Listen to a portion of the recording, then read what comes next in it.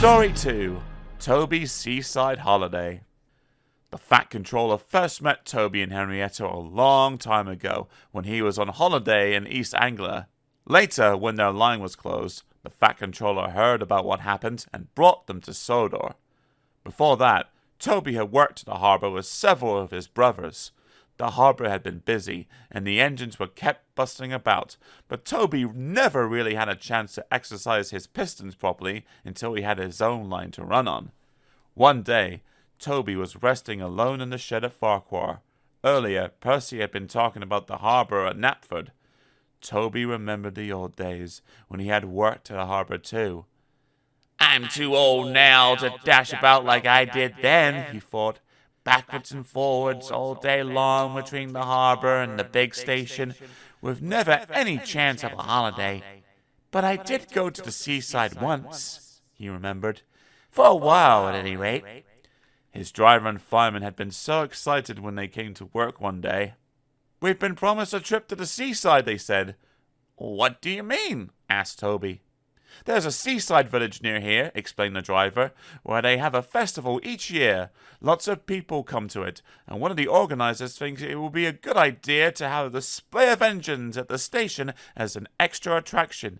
And you, Toby, are to be one of them." Toby went to the shed at the big station.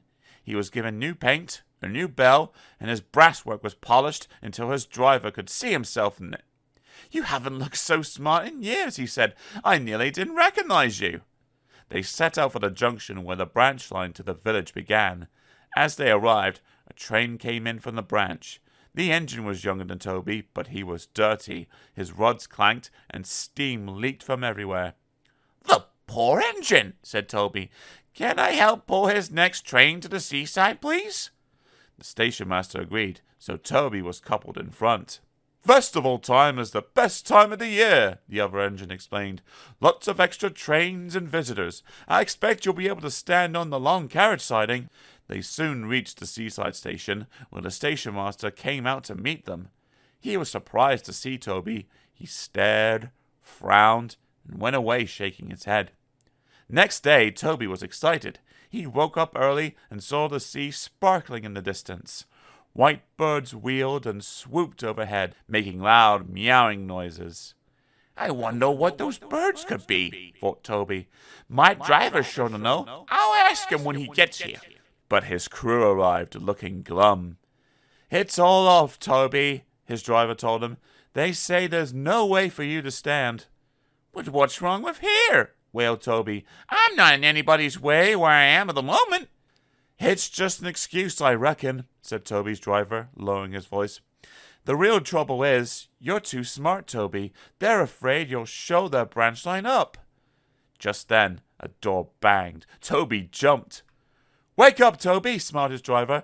"Time to get back to work." Toby sighed as he moved from the shed. "Well, I did get to the seaside," he murmured, "even if it wasn't for long. But I think the Fat Controller would have managed all that festival business much better."